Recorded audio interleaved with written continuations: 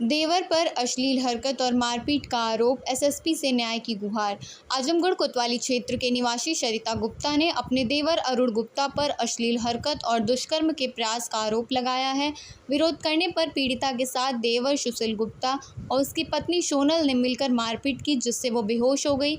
मामला न्यायालय के आदेश पर मुकदमा संख्या 173/2025 के तहत दर्ज हुआ, लेकिन पीड़िता का आरोप है कि विवेचना में लापरवाही हो रही और गंभीर धाराएं नहीं जोड़ी जा रही। उन्होंने वरिष्ठ पुलिस अधीक्षक से निष्पक्ष जांच और समुचित धाराओं में मुकदमा दर्ज करने की मांग की है। वीर कुमार गुप्ता कहाँ के रहने वाले हैं? बवाली मोड़ मड़े जा रहा हूँ, थाना कोतवाली, जनपद आजमगढ़। क्या मामला कि आज एसपी कार्यालय?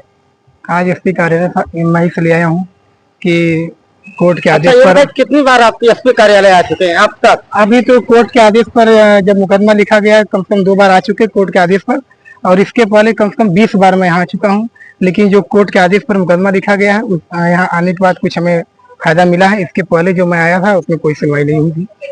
और कोर्ट के आदेश पर हमारे 3 विपक्षियों पर गंभीर धाराओं में मुकदमा दर्ज किया गया है।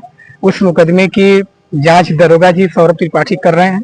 उसमें मुकदमा दर्ज होने के बाद दरोगा जी 164 का बयान न्यायालय में नहीं करा रहे थे, गैर कानूनी तरीके से हम लोग पर दबाव बना रहे थे। तो मैं 28 अप्रैल को कप्तान साहब के आया था, सारी बात उनकी बताई थी और कप्तान साहब बोले थे ठीक है जाओ मैं कार्रवाई कराता हूँ। 164 का बयान न्यायालय में नहीं करा रहे थे। जब मैं कप्तान साहब के आया तो इनके आदेश पर 164 का बयान कराए और गैर कानूनी तरीके से हमारे ऊपर दबाव नहीं बना रहे थे। इसके बाद 164 के बयान कराने के बाद 2 मई 2025 को इनका बयान कराए हैं मैडम का हमारे न्यायालय में। आज तक उसका अवलोकन नहीं किए, न ही धारा तरमीम किए और निष्पक्ष विवेचना नहीं कर रहे हैं। आरोपियों के दबाव में है, मुकदमे को पैसे के बल पर दबाने का प्रयास किया जा रहा है। कुछ हमारे विपक्षी के ऐसे सहयोगी हैं जो पुलिस पर इधर उधर से फोन कराते हैं, पुलिस पर दबाव बनाते हैं, विवादित मकान को खाली करने का दबाव बनाया जाता है। आपके विपक्षी है वो कौन है? विपक्षी हमारे सगे भाई हैं और सुशील, अरुण, रविशंकर और सोनल। जमीन का क्या मामला है? जमीन का ये मामला, इस अपराध की घटना से जमीन का कोई लेना देना नहीं है। जो अपराध हुआ है वो अलग है, जो जमीन का मामला है वो अलग है। हमारे पिताजी 3 भाइयों को हक दे करके विवाद करा रहे हैं और विवाद होने के बाद कभी किसी दिन बड़ी घटना हो सकती है। न ही हमारे पिताजी जमीन दिए हैं और न ही कोई मुआवजा दिए हैं। उसका प्रमाण साबित कर दें।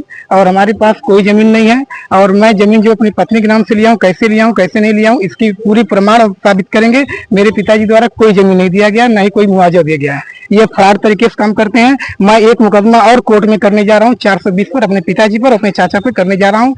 आज वकील साहब से बात हुई है, अगले हफ्ते में उनके खिलाफ 420 का मुकदमा दाखिल करेंगे।